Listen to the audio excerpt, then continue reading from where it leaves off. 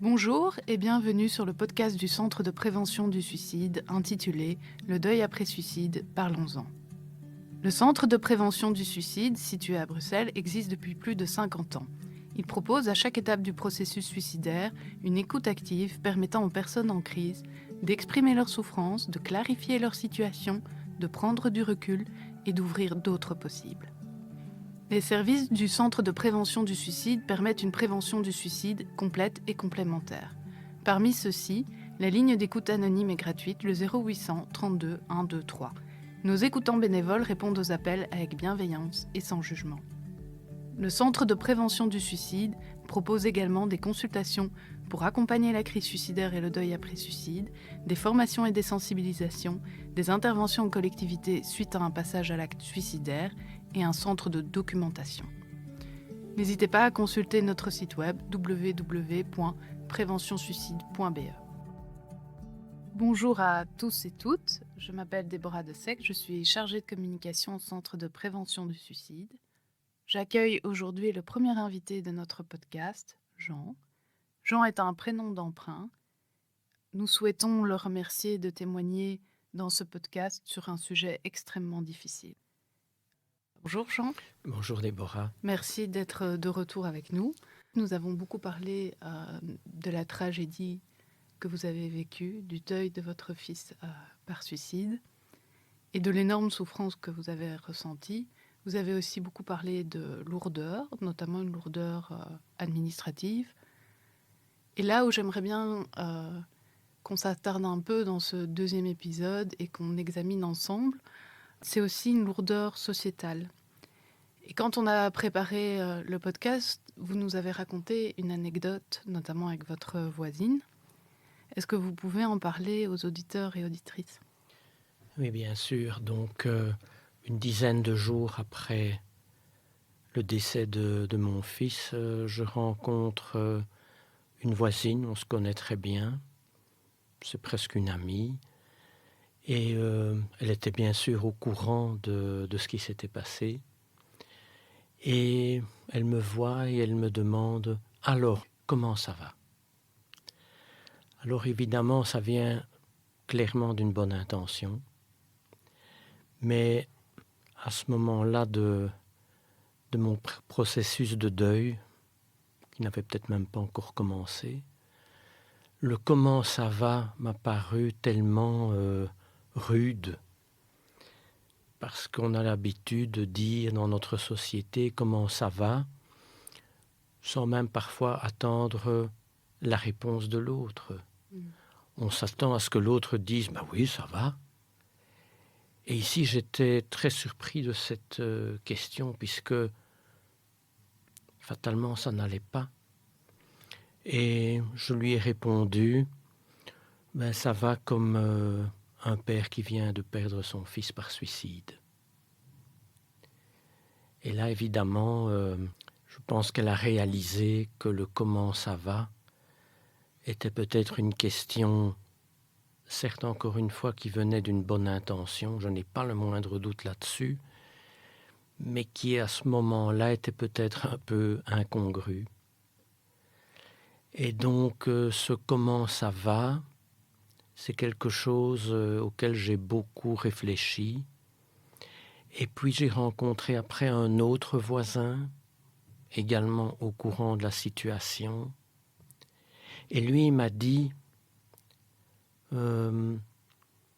oui, je ne vais pas demander comment tu vas, parce que je me doute bien que ça ne va pas.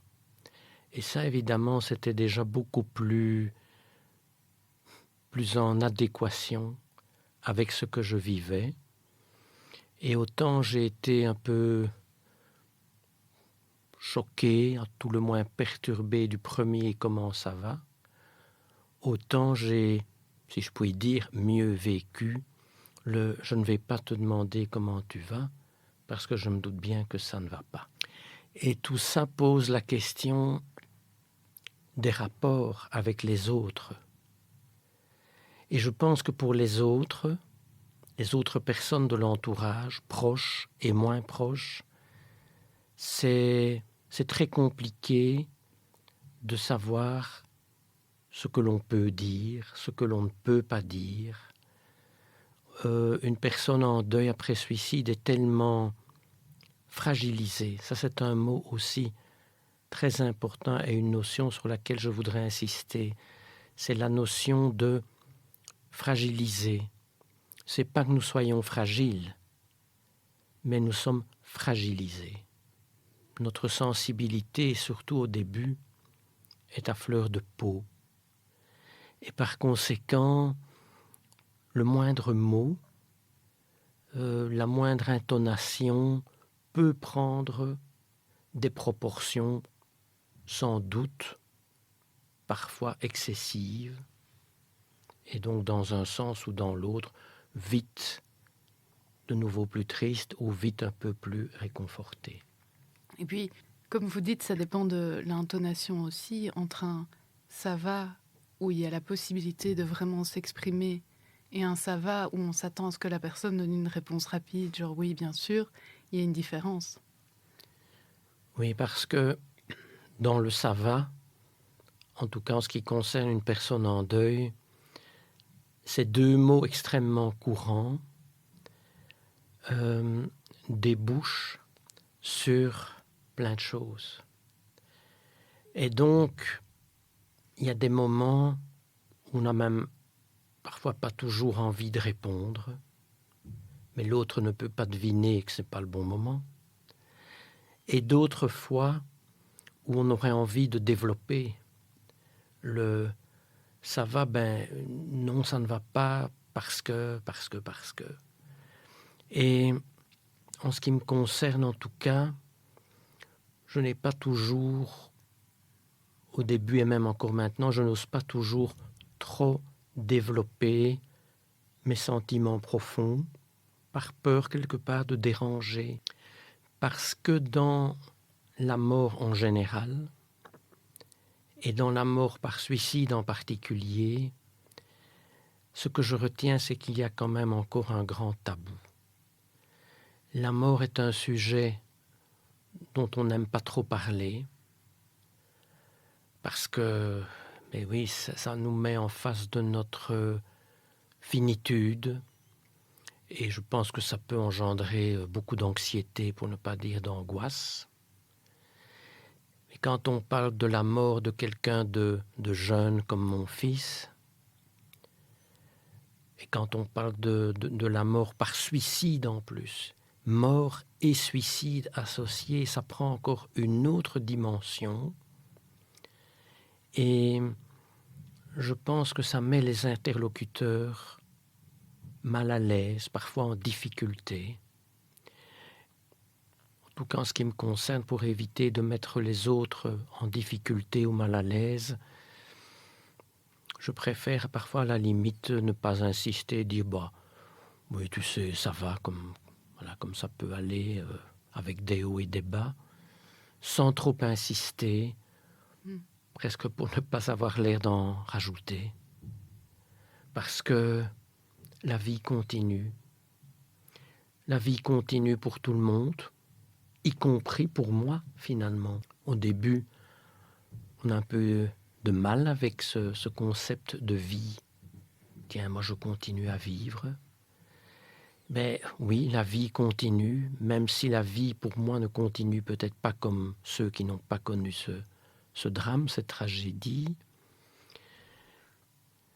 Oui, la vie continue, chacun se retrouve dans ses occupations, dans ses soucis, parce que la personne qui est en face de moi, elle peut aussi avoir de graves problèmes. Elle n'a peut-être pas perdu un fils ou une fille par suicide, mais elle a peut-être des problèmes extrêmement importants que je ne sais pas, dont elle ne veut pas me parler. Oui. Oui, c'est sûr, on ne sait jamais ce qui se passe dans la vie des gens, mais comme vous dites si bien, il y a une question de tabou, notamment vis-à-vis de la mort, mais particulièrement vis-à-vis du suicide.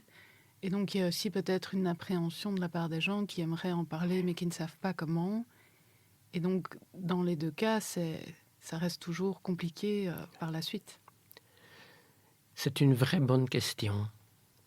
Et c'est une question qui se pose un petit peu au début pas trop parce qu'on a tellement d'autres choses en tête.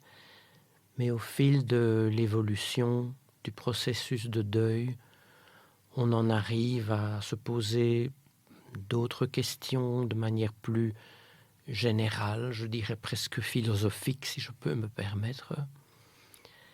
Et effectivement, je me suis souvent posé la question concernant des personnes proches ou moins proches, mais qui sont bien au courant de la situation. Certaines ont même bien connu mon fils. Et certaines, pas toutes, on dirait ne parlent pas ou ne parlent plus de mon fils, ne demandent pas, mais dans le fond, aujourd'hui, comment tu te sens, comment tu évolues. Et je me suis souvent posé la question de savoir, est-ce de l'indifférence? Auquel cas ce serait très difficile à vivre, ou est-ce de la délicatesse? Je veux pencher plutôt sur la délicatesse. Ou ça peut aussi être une forme de peur d'en parler aussi. Oui, je pense qu'il y a peut-être la peur, je pense de raviver cette tristesse qui est quand même d'une certaine façon toujours là. Elle est latente, elle est toujours dans un coin de la tête, même si au fil du temps, elle prend moins de place qu'au début. Je crois que c'est la peur pour les autres de faire mal et d'encore mettre le doigt sur quelque chose qu'ils savent tragique pour moi. Mais c'est un vrai travail que je dois faire. Je ne sais pas si toute personne qui vit un deuil après suicide le ressent comme moi, mais c'est vrai que j'essaye de me persuader que le silence de certains par rapport à notre souffrance, à ma souffrance, c'est plus de la pudeur et la peur de faire mal plutôt que de l'indifférence. Ceci étant, certaines personnes n'hésitent pas de manière très régulière à demander comment ça va, mais pas de la même façon que l'anecdote que j'évoquais tout à l'heure. Mais c'est un ça va, je dirais, peut-être plus profond, façon de dire aussi comment évolues-tu. Et souvent, ce sont de petites phrases, parfois un geste. Il ne faut pas grand-chose. Moi, je reconnais qu'il ne me faut pas grand-chose pour retomber dans des questions du style « Est-ce qu'on a bien compris que mon fils n'est plus là? Est-ce qu'on a bien compris que je souffre, que nous souffrons ?» Et puis il suffit parfois d'un petit mot, d'un regard. Je te comprends, rien que ces mots-là, je te comprends. Et parfois de personnes qu'on ne voit pas souvent, mais qui manifestement parfois ont tout compris. Oui, mais en fait, comme vous disiez si bien, cette question d'être fragilisé, ça va aussi bien quand on entend quelque chose qui nous fait du bien. Ben, ça peut vraiment avoir un effet assez rapide, mais ça peut aussi nous ramener à des questions un peu plus profondes. Et justement, quand on préparait le podcast, j'ai noté qu'à un moment donné, vous nous avez dit, mais vous avez parlé aussi de la question de mémoire, en fait, et la question de l'oubli, en disant, ben, si on ne parle plus de lui, est-ce qu'on l'oublie? Est-ce qu'on oublie que je suis endeuillée, comme vous venez de dire? Et vous avez aussi mis ça en parallèle avec un besoin de ne pas toujours en parler, de ne pas toujours être là-dedans. Est-ce que vous pouvez nous en parler un peu plus de ça? Oui, c'est vrai. Et ça, je me doute bien que pour les autres, c'est compliqué. D'ailleurs, un jour en thérapie, je disais à mon thérapeute, je suis compliqué. Et il m'a répondu non, c'est la situation qui est compliquée. Et c'est tellement vrai. Alors si la situation est compliquée pour moi, pour nous, l'entourage, elle est certainement encore plus pour les autres. Parce que moi-même, il y a des moments où je me dis, mais est-ce que j'ai envie d'en parler? Est-ce que je n'ai pas envie d'en parler? Je pense notamment à une anecdote où nous avons rendu visite il y a quelques mois à des amis, mais on va dire du 2e ou du 3e cercle. Je me suis dit, est-ce qu'on va en parler? Est-ce qu'on ne va pas en parler? Est-ce que j'ai envie qu'on en parle? Est-ce que je n'ai pas envie qu'on en parle? Donc moi-même, je ne sais pas toujours ce que je veux réellement.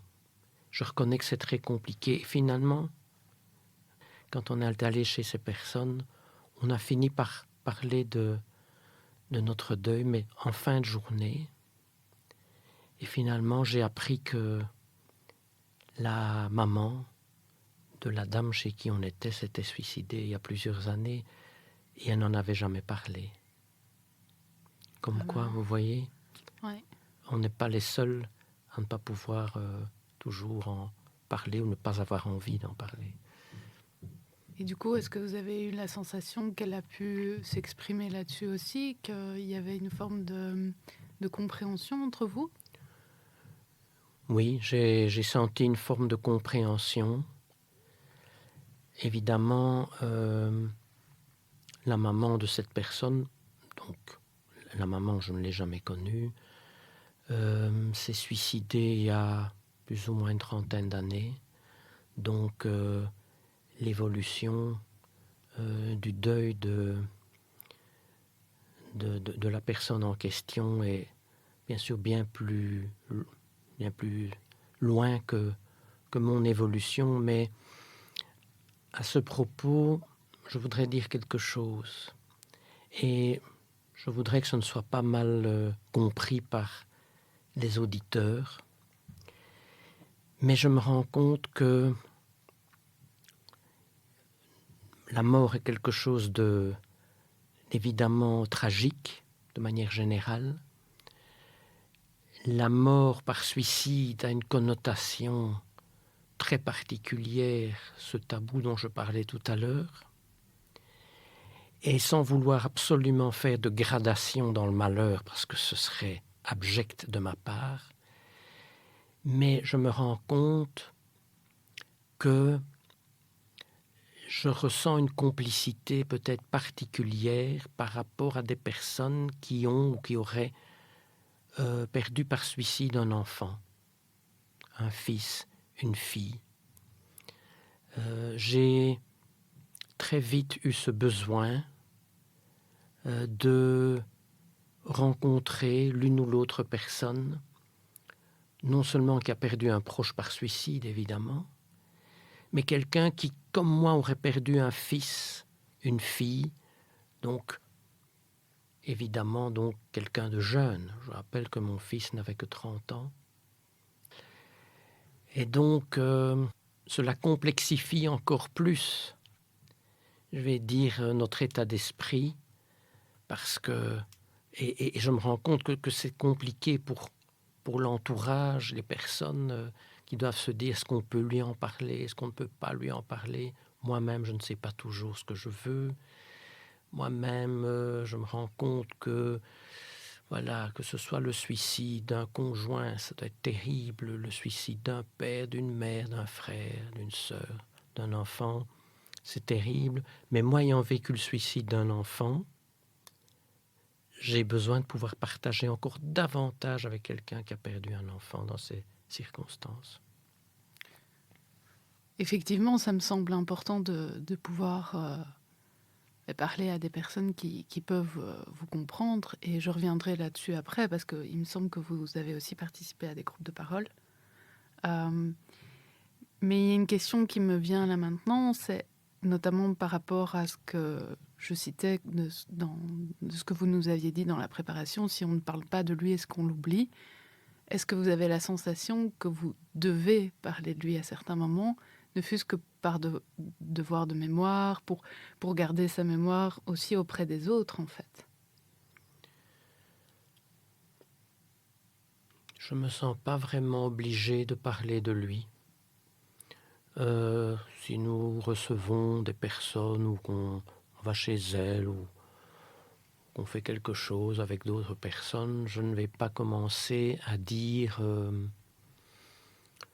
j'espère qu'on va parler de mon fils, j'espère qu'on va dire ça, ça ou ça.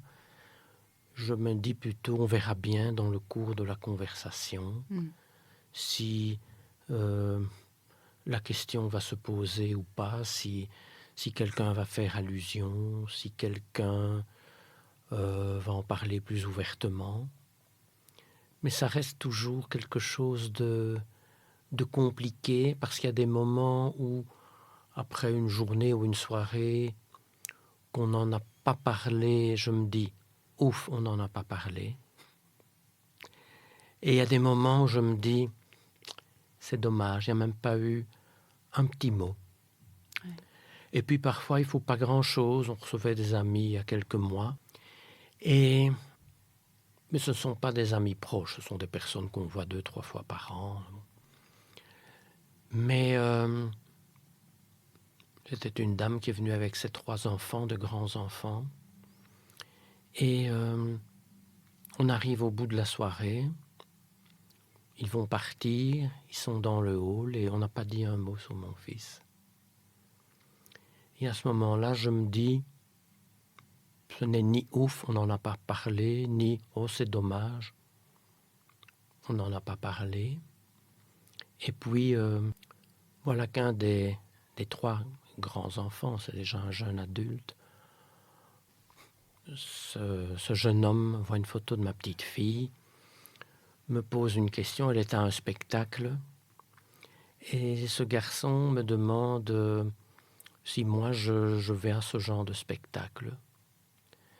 Et je lui dis non, je n'y vais pas parce qu'il y a trop de monde. Quand il y a plusieurs milliers de personnes à un spectacle, je ne le sens pas, c'est encore beaucoup trop difficile. Je dis, tu sais, depuis les événements, je ne fais plus ce genre de choses. Je le faisais avant, mais je ne le fais toujours pas. Et il m'a regardé avec beaucoup de bienveillance, de gentillesse, et il m'a dit, oui, je comprends. Et eh bien, ces personnes sont restées plusieurs heures chez nous. Et finalement, c'est tout en fin de soirée, à partir d'une simple photo de ma petite fille, que on a fait allusion, on n'a pas cité son prénom à mon fils, mais voilà, il y avait quelque chose qui passait. Le « oui, je comprends », le regard et une forme de silence des autres membres de la famille. Et quand ils sont partis, je me suis dit, eh bien, ça me suffit. Voilà, je n'ai pas besoin qu'on parle de mon fils pendant 2-3 heures. Non pas qu'il n'en soit pas digne, loin de là, mais parce que ce n'est pas nécessaire d'en parler longuement. Parfois, une petite allusion à partir d'une anecdote suffit. Mais je vais aussi rebondir sur un mot que j'ai dit. J'ai dit à ce jeune homme, je ne vais plus à ce genre de spectacle depuis les événements. Événements, c'est tellement vague. Je n'ai pas su dire ou pas osé dire depuis la mort de mon fils, depuis le suicide de mon fils, parce que j'avais l'impression que ces 2 mots, mort, suicide, ça aurait pu choquer ces personnes, ça aurait pu je vais le dire, peut-être un peu gâché une soirée qui avait été très agréable, qui avait été légère. Je pense que je reviendrai sur ce concept pour moi fondamental de légèreté. Et donc, j'ai eu l'impression que j'ai dit les événements pour adoucir la dureté du propos et pour ne pas, pour ne pas gâcher la fin de soirée, pour ne pas choquer. Mais du coup, quand vous êtes en groupe de parole avec donc le Centre de prévention du suicide organise des groupes de parole pour personnes endeuillées par suicide. Quand vous êtes dans ces groupes-là et entouré de gens qui ont vécu et qui continuent à vivre le même deuil que vous, est-ce que vous avez la sensation que la compréhension est telle que c'est plus au niveau des mots, enfin, vous arrivez à nommer, ça, c'est beaucoup plus simple aussi, la communication? Absolument. Je suis très content que vous abordiez ce sujet des groupes de parole. Donc le Centre de prévention du suicide organise ce qu'on appelle des groupes de parole. Ce sont des séances, une séance hebdomadaire de 2 heures où on se retrouve à quelques-uns. En l'occurrence, nous étions 6, qui pour moi est un nombre idéal. Pas trop peu. On a l'occasion de s'exprimer. Et bien sûr, on est cadré, soutenu par 2 thérapeutes. Et je tiens à remercier le centre d'organiser ce genre de réunion. Je pense que ça m'a permis d'avancer encore davantage. Je ne vais pas dire plus vite, c'est pas une course. Chacun son deuil, chacun son timing. Mais je vais dire, ça complète remarquablement bien le travail individuel que je fais avec mon thérapeute depuis 3 ans. Et ce travail que je peux dire collectif donne une impulsion nouvelle et m'a permis de rencontrer des personnes qui se retrouvent dans la même situation que moi. Je tiens d'ailleurs à tous les remercier de leur soutien, de leur bienveillance. Nous avons d'ailleurs créé un groupe WhatsApp et on communique très régulièrement. Ça me fait énormément de bien. Donc au-delà des réunions qui sont terminées maintenant depuis à peu près 1 an, un peu moins, nous restons en contact. On se rencontre 3-4 fois par an autour d'une table, autour d'un verre, et on parle de nos vies respectives.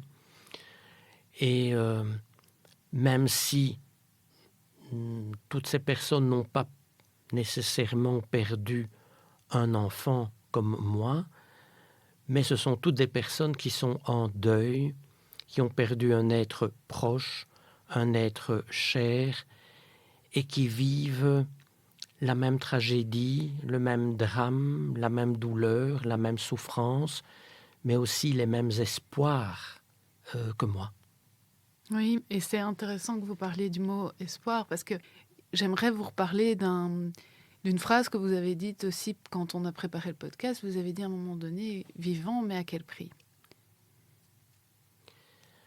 Oui, je reconnais que la phrase que j'ai dite tout à l'heure, nous sommes condamnés à perpétuité, est très dure.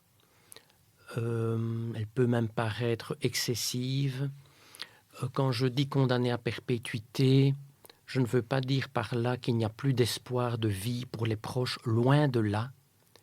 Ce que je veux dire par là, c'est que il faut quand même bien dire que mon fils est mort, il ne reviendra plus. Il nous manque tous les jours et ce sera pour toujours.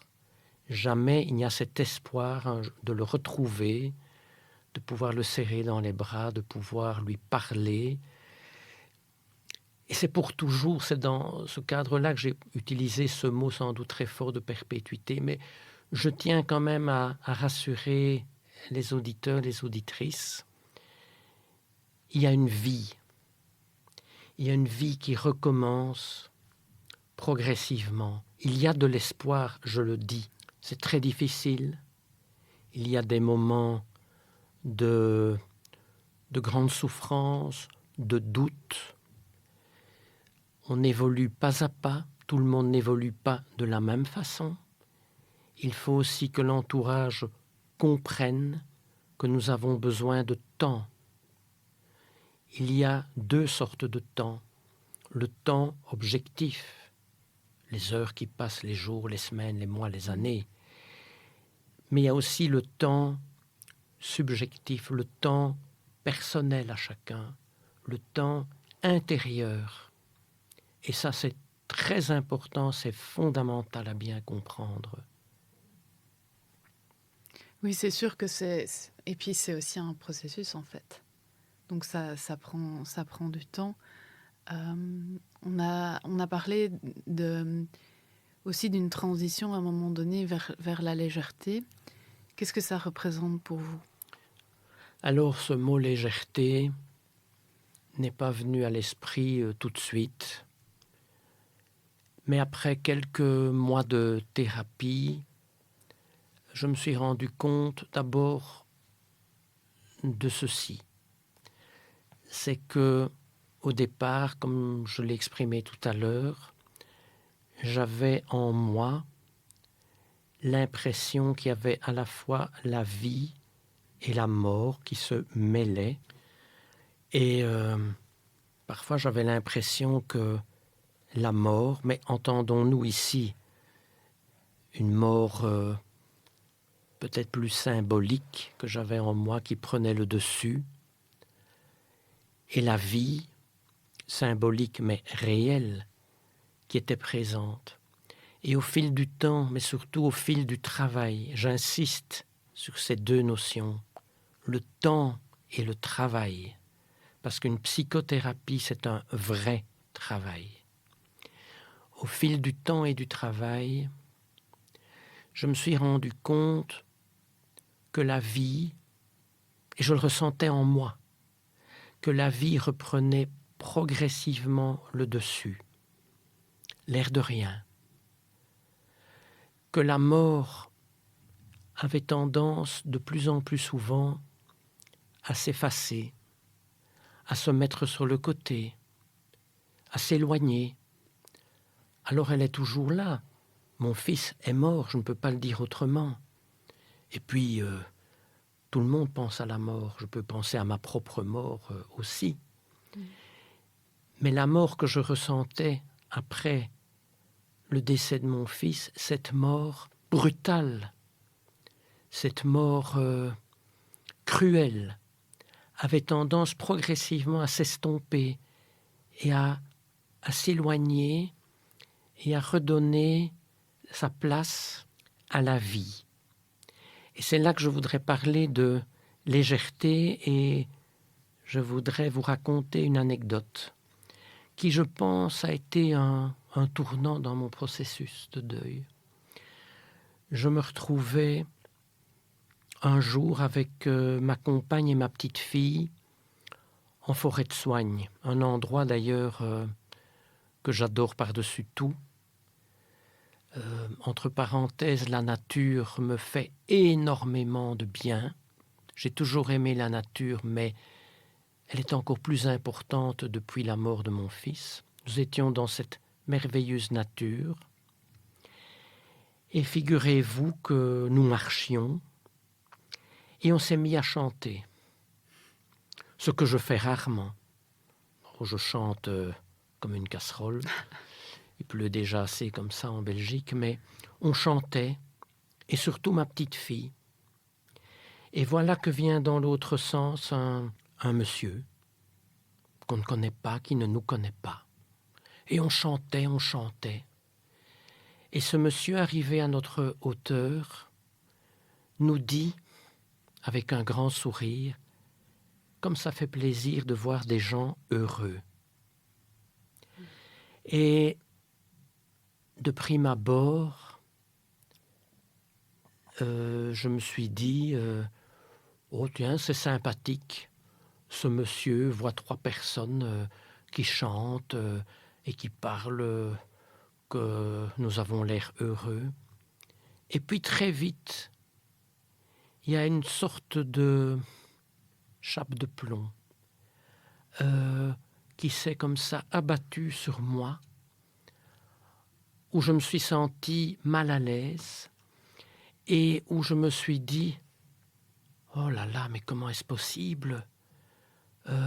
Moi qui suis en souffrance, moi qui vis une douleur intense, incommensurable, comment est-ce qu'il est possible que je puisse donner l'air d'être heureux devant une personne qui me voit avec ma compagne et ma petite fille en train de chanter à tue-tête et d'être joyeux. Et je peux vous dire que cet événement m'a fortement perturbé.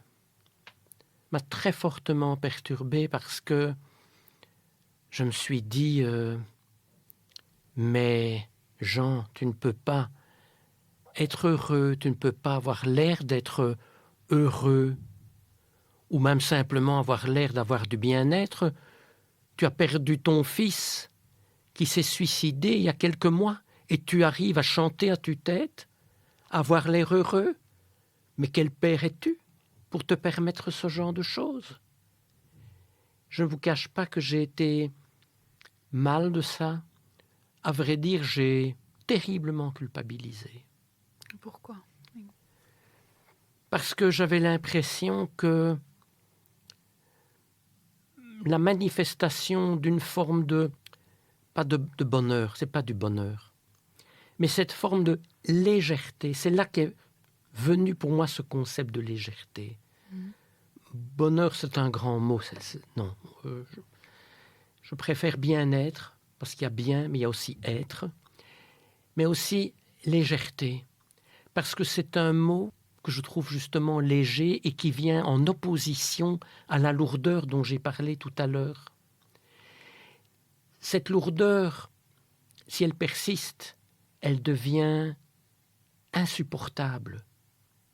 Et heureusement, un jour, vient cette légèreté qui vient contrebalancer.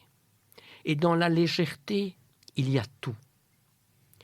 Et ça a sans doute commencé par le fait de chanter à tue-tête, sans doute faux, en ce qui me concerne en tout cas, mais peu importe. Peu importe. Peu importe. Mais ça a commencé par là. Et puis, je me suis dit, mais est-ce que je peux m'autoriser à être comme ça ? À la limite, j'étais honteux. Oui, c'est vraiment aussi une question de se donner l'autorisation. Oui, en tout cas en ce qui me concerne. De se dire, on a encore le droit après. Est-ce que j'ai le droit à du bien-être ? Est-ce que j'ai le droit à de la légèreté après ce qui s'est passé ? Est-ce que tu n'es pas honteux, Jean, d'avoir cet état d'esprit ? Et puis j'ai beaucoup réfléchi. Et puis j'ai beaucoup partagé. J'ai eu l'occasion de partager avec mon thérapeute. J'ai eu l'occasion de partager avec ma compagne et puis avec d'autres personnes de l'entourage et qui m'ont conforté et encouragé. Et dans mon groupe de parole aussi d'ailleurs, qui m'ont encouragé dans l'idée que il n'était pas interdit de vivre un peu de légèreté, de commencer progressivement, parce que la légèreté, eh bien, c'est un brin de vie, un souffle de vie qui revient, tout doucement. Alors, ce n'était pas la grande rigolade, c'est pas ça, la légèreté, mais ce sont de petites choses, un sourire, un trait d'humour. Et je me suis dit, mais dans le fond, après des semaines et des mois de réflexion et de partage, je me suis dit, cette légèreté, non seulement j'en ai besoin, personnellement, mais mon entourage en a besoin, ma compagne en a besoin, mais ma petite fille en a besoin. Ma petite fille a besoin de grands-parents qui puissent partager des joies, des choses rigolotes, comiques. Ça n'empêche pas le sérieux. La légèreté n'exclut pas du tout le sérieux. Et ça ne change pas aussi le fait qu'il continue à vous manquer, mais que bien vous y sûr, pensez encore. Mais bien sûr. Mais au départ, j'avais l'impression que, en faisant preuve de légèreté, c'était peut-être une façon de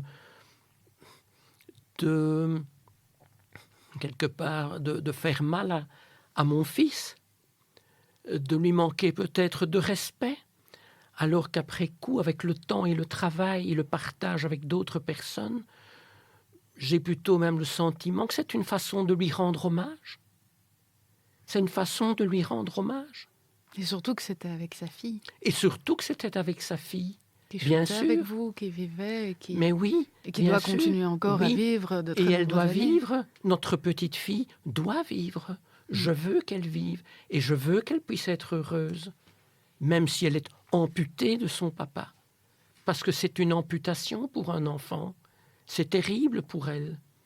Et je vais vous dire, puisqu'on parle de ma petite fille, il y a le deuil du papa que je suis. Mais je peux vous dire qu'il y a aussi les préoccupations du grand-père que je suis pour sa petite fille. Et qu'est-ce que vous avez comme préoccupation ? Mais ma préoccupation, c'est que ma petite fille va devoir grandir sans papa. Un papa qu'elle aimait, qu'elle adorait, qu'elle aime toujours, qu'elle adore.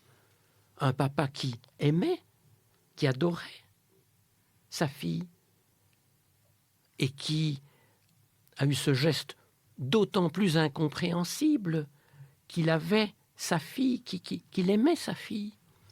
Et donc, oui, je voudrais, mais nous voudrions, parce qu'il y a tout un entourage autour de notre petite fille, très important. Il y a beaucoup de monde autour de notre petite fille. Et je dirais que j'ai fait un vœu, oui, qui n'est pas secret. Nous avons, dans la famille, nous nous sommes concertés pour nous mettre d'accord pour dire que l'objectif essentiel était de faire en sorte d'adoucir la peine, la souffrance de notre petite fille, d'essayer qu'elle soit une enfant insouciante. Parce qu'un jour, elle a demandé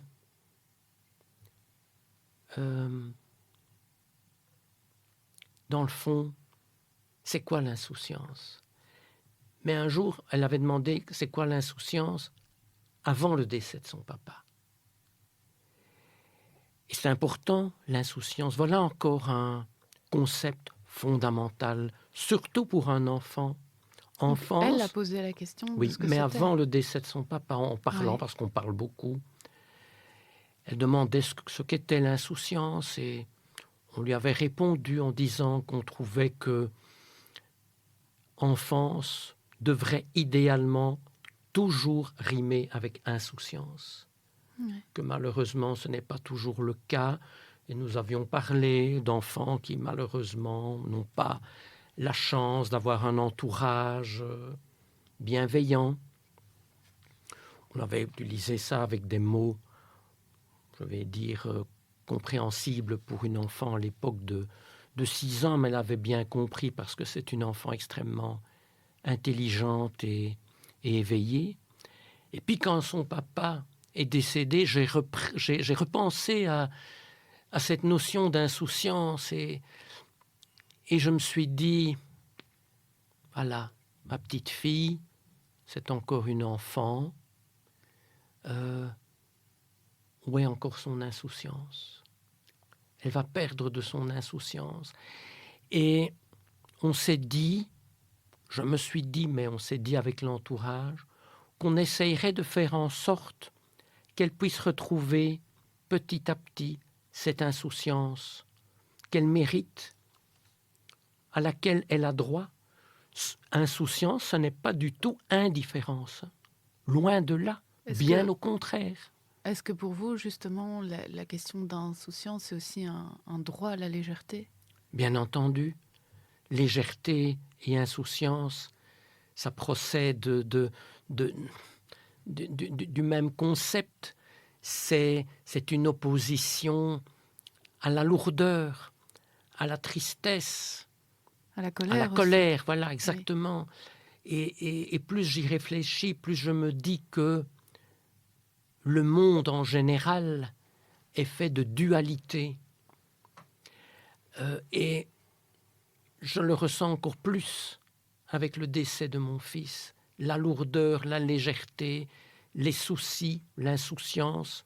L'insouciance, c'est le fait de ne pas avoir de soucis, en somme, étymologiquement parlant. Et que même si la vie est quelque chose évidemment de fondamental, d'important, d'essentiel, elle est faite aussi de légèreté.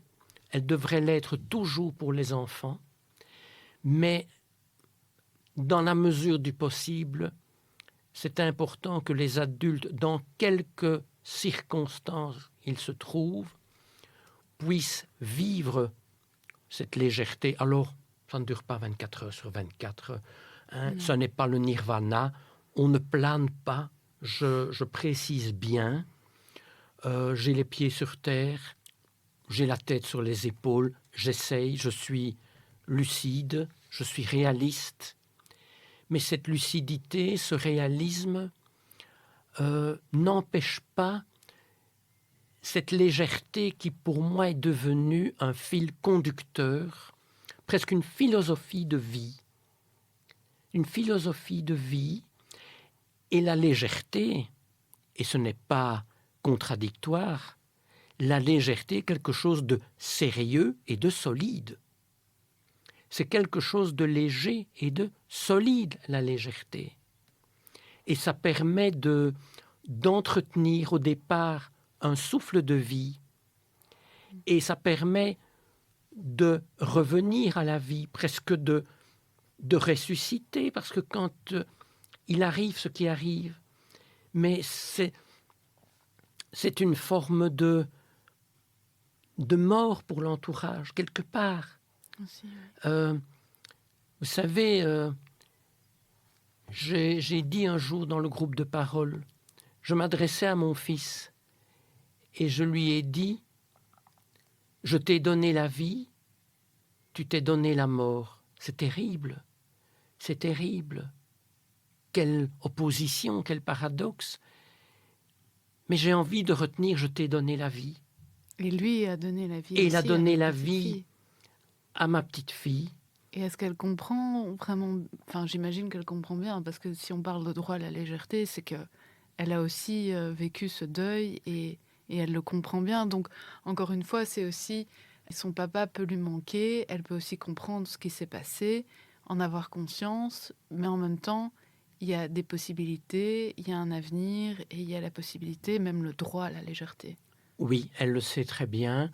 Alors, maintenant, elle a 10 ans. Évidemment, quand on la voit, on ne se met pas autour d'une table et on ne lui dit pas « Tu sais, aujourd'hui, on va parler de légèreté, on va parler d'humour. » Non, évidemment pas. C'est naturel. Ça vient naturellement. Et donc, elle est aussi un moteur pour cette légèreté. Parce que les enfants ont l'art de beaucoup mieux, je trouve, et plus facilement rebondir que les adultes. Et elle est très triste du décès de son papa. Évidemment, elle est consciente de tout. Et elle a demandé d'ailleurs de savoir exactement ce qui s'était passé. Et donc, elle sait absolument toute la vérité, sans entrer sans doute dans des détails qui n'apporteraient rien. Donc, elle sait très bien Elle a des moments de tristesse, elle a des moments de cafard, évidemment, et moi aussi, et tout l'entourage. La légèreté ne veut pas dire indifférence.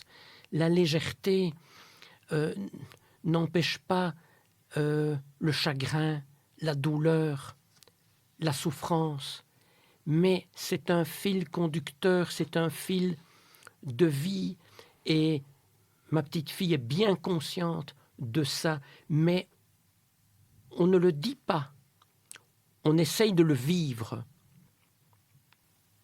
Merci beaucoup, Jean. J'ai une petite question de fin pour vous. Qu'est-ce que vous auriez envie de transmettre à une personne qui vient d'être endeuillée par suicide?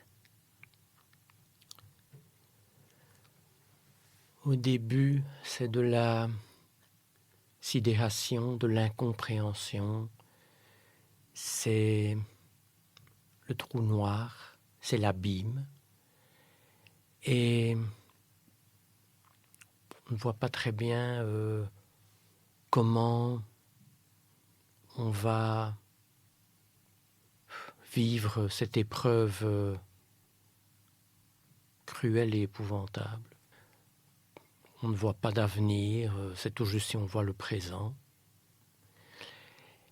Et je me permettrai d'insister sur le fait que il est important à ce moment-là de se faire aider. Ce n'est pas de la faiblesse, bien au contraire, bien au contraire. Je pense qu'il faut avoir cette force de reconnaître qu'on a besoin d'aide. Et donc l'importance d'être accompagné par un thérapeute, mais compétent en cette matière, spécialisé dans cette matière, c'est très important parce que c'est un aspect très complexe de la vie. C'est une problématique hors norme et qui doit être traitée par des personnes vraiment formées pour ce genre de choses. Donc l'importance de l'accompagnement, de ce travail que l'on fait avec l'accompagnant, travail que l'on fait ensemble, donc à deux, l'accompagnant et la personne endeuillée, mais aussi un travail personnel, parce que lorsque la séance est terminée, ça ne s'arrête pas. Il y a évidemment des suites en fonction du sujet que l'on a abordé, des choses qui ont été dites. Et donc, il y a aussi tout un travail personnel, un travail de réflexion qui se fait. Donc ça, c'est important. L'importance aussi du temps. J'insiste beaucoup là-dessus parce que le temps de chacun est différent. Je ne sais pas combien de temps va durer mon deuil. Il évolue.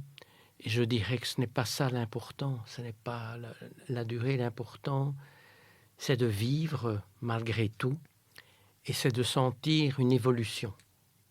Et encore une fois, je répète, cette évolution n'est pas linéaire. Il y a des moments de doute. Il y a des moments où ça va moins bien, malgré le travail, malgré le temps qui passe. Il y a des moments de cafard, de déprime, évidemment. Mais ce travail, cet accompagnement, le partage aussi avec l'entourage me paraît essentiel. Si on a un entourage bienveillant, à l'écoute, avec qui on peut partager plein de choses, ça aide aussi. Et à ce moment-là, progressivement, il y a des frémissements de vie qui reviennent doucement. Je ne peux pas dire quand, c'est selon chacun, selon son histoire, selon son vécu, selon son caractère. Mais il y a des frémissements qui reviennent tout doucement. On est parfois même surpris parce qu'on croyait au départ que ça ne viendrait plus? Eh bien oui, ça revient doucement. Il faut presque se laisser bercer par ces frémissements quand ils arrivent. Ils arrivent parfois par surprise, mais ils arrivent quand même. Et puis ces frémissements se transforment doucement, progressivement en quelque chose de plus fort et qui aboutit finalement sur cette fameuse légèreté, concept auquel je tiens tellement, et de la légèreté à la vie. Et Dieu sait que la vie est importante et quelque chose de sérieux, mais de cette légèreté à la vie, il n'y a qu'un pas. Malgré tout ce que l'on peut vivre, malgré les moments difficiles, compliqués, les moments de découragement, de désarroi, on peut y arriver progressivement. Il y a de l'espoir, il y a de l'envie, il y a de la vie. Merci beaucoup, Jean. Merci vraiment d'être venu, d'avoir témoigné. Merci. Merci, Déborah. Maintenant, je vais laisser la parole à mon collègue Nicolas Millet, psychologue spécialisé dans l'accompagnement de la crise suicidaire et du deuil après suicide. Alors merci Déborah. Lors du premier podcast avec Jean, le mot sur lequel je m'étais appuyé dans le discours de Jean, c'était le mot paradoxe. Et donc les mots sur lesquels je vais m'appuyer maintenant, qui ont d'ailleurs une résonance avec le mot paradoxe, c'est le mot alternance et le mot conjonction. Je m'explique. Jean évoquait lors du premier podcast ainsi que lors du deuxième la notion de perpétuité, qu'il a explicité plus avant lors du deuxième podcast, dans ce podcast-ci. Et donc, ce que je voudrais dire à propos de la perpétuité, c'est que ce qui se perpétue, et c'est le lien à la personne qu'on a perdue, c'est l'amour pour la personne qu'on a perdue, et progressivement, l'accompagnement de cette souffrance du deuil après suicide va permettre que, comme je le disais, une alternance puisse se faire entre, d'une part, la souffrance et, d'autre part, comme Jean a si bien parlé, de la légèreté. Alors, dans un premier temps, on va parler d'alternance, c'est-à-dire qu'on va passer par des moments où on peut toucher progressivement à un souffle de vie léger, très léger au départ, trop léger peut-être, et beaucoup de lourdeur. Et petit à petit, en fonction du temps, effectivement, parce qu'on a besoin de temps pour parcourir ce processus et d'accompagnement, on va pouvoir faire grandir progressivement l'autre pôle où la vie, tout doucement, peut reprendre ses droits. Je donne souvent cette image d'une forêt calcinée où on pense que plus rien ne pourra y pousser, et puis progressivement de s'étonner de voir des premières fougères, des premiers arbrisseaux qui apparaissent. Et donc, cette notion d'alternance peut par la suite se transformer dans une notion plus complexe que on appelle en psychologie la conjonction des opposés. Alors ce que je veux dire par là, c'est que la nuit peut laisser place au jour et le jour à la nuit, qu'un trou noir peut laisser place à un souffle de vie progressif, qu'un abîme peut laisser place à un processus de vie qui progressivement se dessine, que le sentiment du fait qu'il n'y a pas d'avenir après une tragédie comme celle-là va laisser place à l'idée qu'il y a une vie après le suicide d'un proche. Et je reprends une expression que Jean a dit, c'est que vivre malgré tout. Et on entend bien que dans vivre malgré tout, il y a conjoint à la fois l'idée de vivre, et le malgré tout nous dit que ça n'est pas une vie sans vagues, sans difficultés, et que cette vie-là va devoir composer, inclure la souffrance, la difficulté, mais pour permettre que cette difficulté puisse être en mouvement, être en transformation d'une certaine façon. Alors, conjonction également de la lourdeur et de la légèreté dont on a parlé, et conjonction également de la souffrance et d'un néologisme que je vais employer, de la souciance, et d'un autre côté de l'insouciance. Et donc, il y a pour résumer un peu tout ça, la conjonction des opposés, ça peut se dire de différentes façons. Certains en parlent comme un troisième terme, c'est-à-dire entre deux paires d'opposés, on reste dans une opposition ou une alternance. On peut avoir un autre étage, une inclusion des deux polarités qui vont apprendre à dialoguer, à se tricoter l'une avec l'autre, comme la pulsion de vie se tricote avec la pulsion de mort.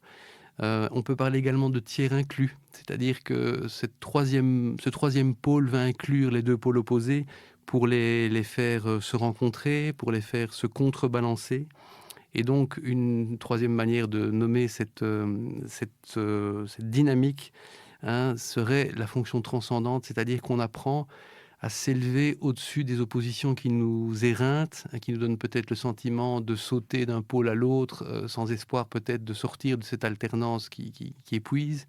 Et donc, petit à petit, et je pense que dans le témoignage riche de Jean, on perçoit bien, on sent bien que un chemin se dessine et un rééquilibrage des polarités se dessine progressivement pour laisser place à l'espoir, à la possibilité de reprendre pied dans son existence différemment, mais reprendre pied quand même. Et dans cette reprise de l'existence, il y a bien sûr une charge qu'on transporte avec soi et qu'on tâche de faire diminuer progressivement, mais il y a également tout un enrichissement lié à ce parcours. Et on peut, en tant que psychologue accompagnant des personnes dans cette immense souffrance, on peut témoigner, et je peux témoigner, qu'il y a également un enrichissement de la personnalité qui traverse toutes ces difficultés. Merci Nicolas, merci encore à Jean pour son témoignage. Merci à vous qui nous écoutez. Vous retrouverez plus d'informations sur notre podcast sur www.préventionsuicide.be.